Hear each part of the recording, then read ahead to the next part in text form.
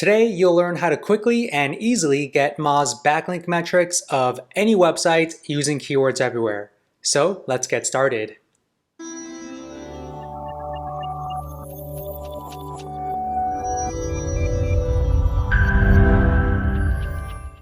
So if you want to know why a particular website is ranking high, even though their content might not be up to par, or if you are looking for websites or bloggers to partner with for some link acquisition opportunities, you need to know their backlink metrics. Now, that's why Keywords Everywhere partnered with Moz to offer you these backlink metrics for any website. Now, in order to get these metrics, you need to have the Keywords Everywhere extension installed on your browser and do a Google search. Now, in this search results page, I'm going to scroll down to the main organic listings. Now, under each organic listing is where you will see the link metrics for the domain. So if you hover over it, there is a widget that pops up that will show you the metrics.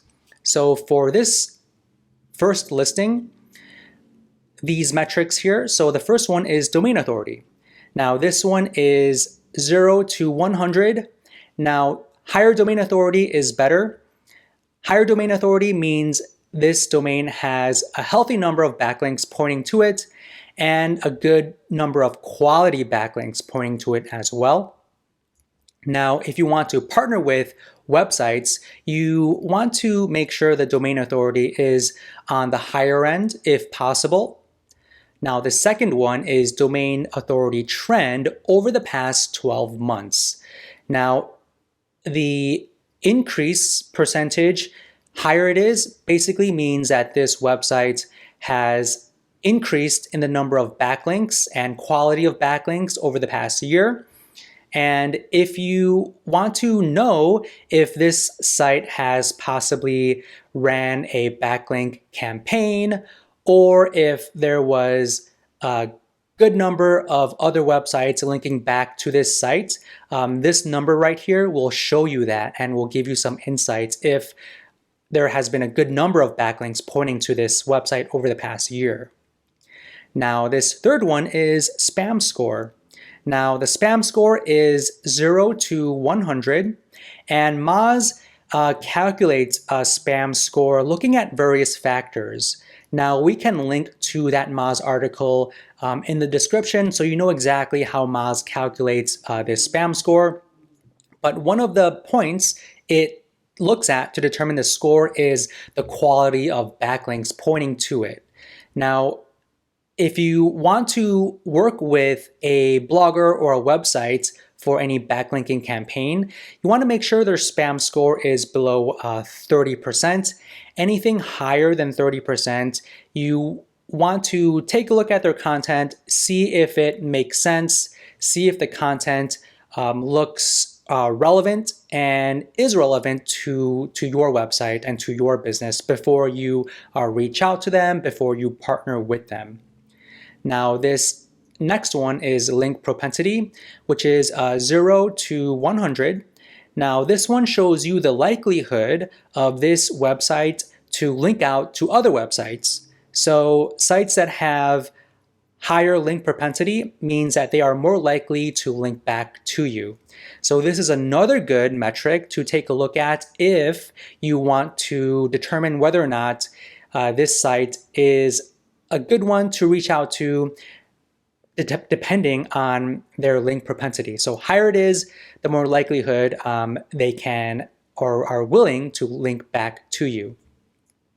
Now, if you were to look at these two, this one has a link propensity of almost 14%, and the second one has a link propensity of less than 1%. So if it were me, even though the spam score is less than this first one, spam score of 9%, it's still under 30, but I may want to reach out to this one because the link propensity is higher than this second one, all right? Now, if I scroll down and look at maybe this one has a link propensity of over 50%. So even though the domain authority is only 27, which is less than these other ones ranking higher, they may have a higher likelihood of working with us and linking back to our website. So this one might be also a good target for us to reach out to. And the spam score is also on the lower end as well, which is a good sign. Okay, now looking at the other metrics, the last two, referring domains, shows you the number of websites linking back to this domain. And then total backlinks are the number of actual links pointing to this website. And then this graph here shows you the domain authority over time. So you want to work with websites that have a graph that's kind of going upwards versus a graph that's going downwards. So this also will correlate with the domain authority trend, right? So if you look at this one, domain authority trend is nearing 50%, and you do see a big uptick around July, August 2021, and that caused this percentage to be very high versus this first one here, which is lower. So this is the overall gist of the link metrics. Last thing to note is you can copy this data and paste it onto an Excel doc or Google Docs, and then you can also export this as well. So with that said, hopefully you enjoyed this video, and we will see you in the next one. All right, if you got any value out of this video, make sure to hit that like button, subscribe, and if you want to learn more about keywords everywhere, feel free to click any of the videos on the screen.